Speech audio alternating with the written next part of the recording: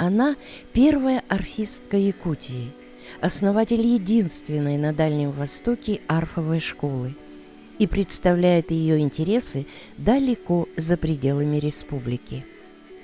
Гость нашей студии – человек редкой творческой судьбы и призвания, реализовавший свою детскую мечту и сыгравший историческую роль в музыкальной культуре Якутии.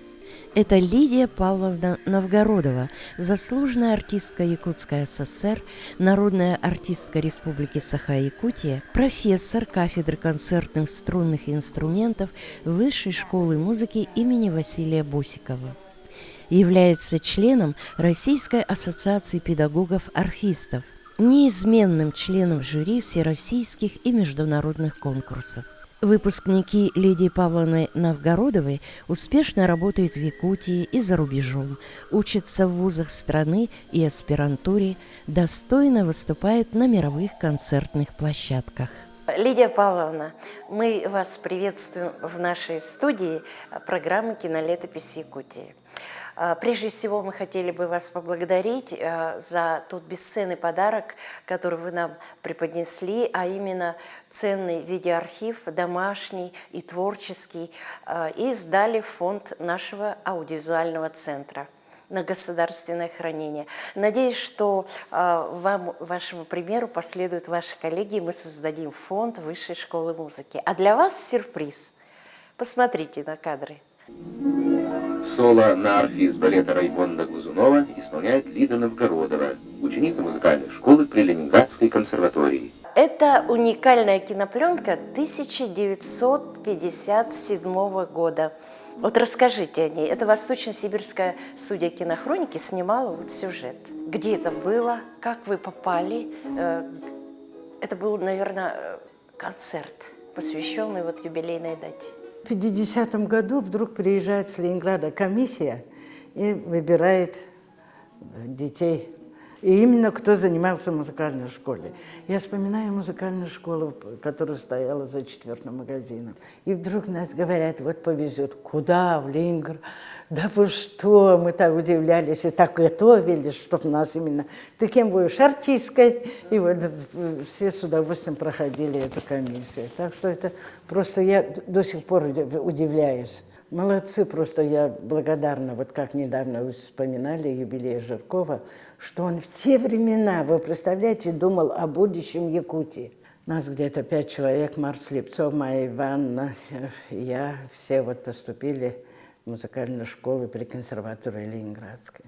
И вот так проучились, и вдруг в 1957 году учительница подходит, Ирина Викторовна Шипулина, и она говорит, вот мы должны ехать в Москву, ты должна на первой декаде сыграть. В филиале Большого театра играли. Марик с Майей Ивановной играли дуэт, фортепиано. Я вот сольно играла. И потом мы впервые увидели наш театр Ниргун-Батор. Боже, какая опера, в каком мы в восторге были, какие артисты были. Музыка – это такой мир таинственности. Конечно, мы скучали о родине, прямо так скучали. Все, что мы скучали, мы вот сидели, занимались и вы прямо выражали свою душу, скуки именно игрой на арфе. А какие люди вас легендарно окружали? Я училась вместе с Юрой Симоновым, Ирой Таймановой, Настей Брауда. Это сейчас корифеи все. Учились Дуся Степанова, вот балетная Роза. Она так любила нас, всегда приглашала к себе на дачу. У них да, там дача была. И вот приходит завершение учебы, и вы возвращаетесь в Якутск. Да. Вот на юбилейном вечере ведущая Лена Ким сказала о том, что вашу арфу, оказывается, везли на вертолете. Да. А вы отдельно? Нет, я вместе везла с Марией Евсеевной Николаевой. Она тоже окончила, и мы вместе летели. И вот когда мы приехали в Якутск, привезли арфу, это было такое удивление. Мы работали в Чараит. Маленькая, там же маленькая яма оркестровая. И меня посадили вот ближе к публике. И так ширму делали, но все равно все приходили и подглядывали, что там играет. Ага. Путь арфы в Якутию, он был своевременен, но для Якутии он был как бы ну, очень уникален. Хорошо. Мы ездили по школам, показывали. Мы как-то в этот старый автобус возили в Намцы, пригородный, в Лижский район возили все. Ой, какой большой инструмент. Ой, это что только все хотят подойти и пощупать. Ага. И создали арфовую школу. Да, это было, конечно, не сразу, потому что была только одна арфа, которую я привезла. Оперные, все мы обыграли, все это. Просто сидели именно вот эти наши партии арфовые, все. И вот когда же открыла школа, мы стали работать, Василий Афанасьевич. Лида, откроем класс арфы. А в это время как раз закли наш оркестр телевидение и радио. И там осталась советская арфа. И нам в школу дали. Я говорю, ой, ну давайте, ладно. И вот когда мы в школу пришли, дети тоже... Какой был шикарный набор в первое время. Вообще, что вот эта канадская деревня открылась. Такая природа красивая, все. И вдруг они все заходят и... арфа, класс. Сразу столько детей было, и вот стали учить. Да, и очень вот, хорошо. и думаю, как бы нам заинтересовать еще детей.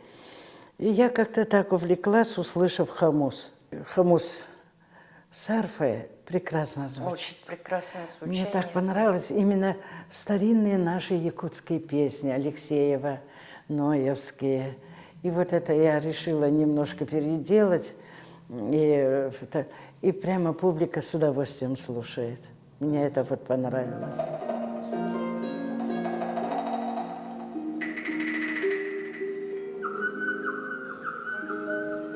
Сейчас современная арфа – это не то, что как раньше мы играли, а именно можно и ногтем, можно и стучать. Сейчас все можно в музыке. И моя мечта, чтобы как можно квартет арфа поиграли именно с 2-3 хамусистами. Может быть, у вас еще есть какие-то замыслы? Предел мечтания – это было в прошлом году. Михаил Ефимович подарил 2 американки. 2 арфы. Да, Перед что? буквально.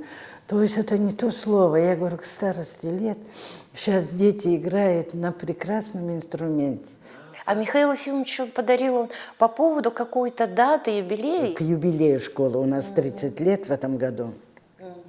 И к 30-летию он решил преподнести такой подарок. Но арфа – это предел, я вообще даже прослезилась, просто не верилась. Арфа вообще такое понятие, оно, я бы сказала, волшебное, магическое по энергетике своей. И даже существует такое понятие, как арфотерапия. Это такое направление в нетрадиционной медицине, вот на виброакустике. Вы, как человек, испытавший на себе, вот, подтверждаете это? Это не миф? А как же? Мы когда, 94-5 годы, когда школа открылась, 2-3 года все время ездили в Суздаль. Боже, какая-то церковная все места. И вот в церкви, когда арфа играет, вот, я не знала, что у нас Шараит – это бывшая церковь. Там такая акустика, вы что, вот это Ава Мария Баха, если сыграешь, как люди, сам человек уже отдыхает, именно выражает все свои чувства. Так что арфа действует именно человека, на ученика, на наших маленьких детей, которые, они сидят, Боже, как красиво. Даже мы когда ездили вот на пароходе и вышли на природу, какие там цветочки, все они смотрят и говорят, Боже мой, когда вот якутские песни, старинные, какие песни всегда Ноев сочиняет. И вот они когда играют и говорят, мы вспоминаем нашу природу. И также это Ава Мария, также лебедь. То есть арфа, конечно... Мир воспринимается полная гармония. А как же? Они живут вместе с этим, иначе никак не сыграешь. Потому что арфа именно нога педали, у нас 3 ступеньки, и рука играет. Иначе не сыграешь. Просто так, как на фортепиано, вот, как говорят, технику показывают быстро все. А тут мелодия именно своя. Вот посмотрите, какая у вас гармония взаимоотношений с ученицами. Там все основано на любви. Да. Всё. Ой, надо же эти кадры какие. ваши ученики. И вы знаете, сколько долгожителей среди орфисток, там, Сараджева, Да. там, Дулова, Да, да? Дулова, они все вот так-то. Да, более Вот 90 за это лет. мне говорят, что я тоже, вот, наверное, из-за того, что вот так у нас наш инструмент нам дает. Ну, музыка вообще дает, действительно. Как без нее жить? Вот вы всегда говорите и ученикам своим, и коллегам, педагогам, людям, которые к вам приходят на встречах, что современная молодежь и дети должны прежде всего вот, слушать классическую музыку. А как же? Именно в наше время.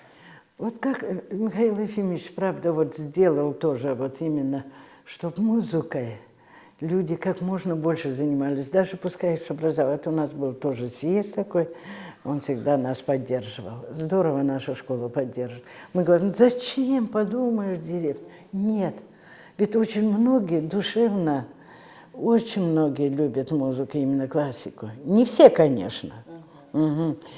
И очень многим это нравится. Это когда приходят такие подготовленные дети, и нам интереснее заниматься. Спасибо вам, Лидия Павловна, за такую интересную, тонкую беседу. И я надеюсь, что после нашей передачи вот именно поклонников, влюбленных в арфу, станет еще больше.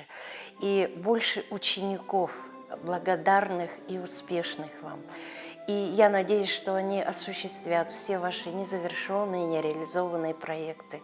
Спасибо за то, что вы посвятили свою жизнь такому прекрасному инструменту. Долголетия вам и счастья. Вот, спасибо, спасибо за хорошее.